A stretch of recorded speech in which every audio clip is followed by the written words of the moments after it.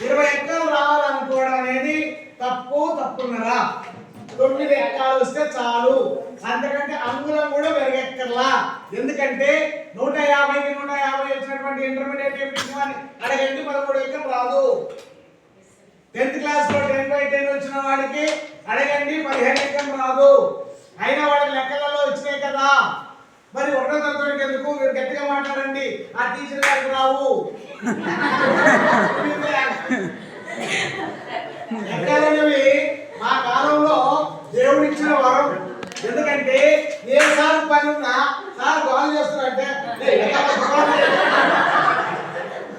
Government ఇప్పటికీ అదే ఆయుధం, అదొక అక్షయ పాత్ర, అదొక అక్షయ పాత్ర.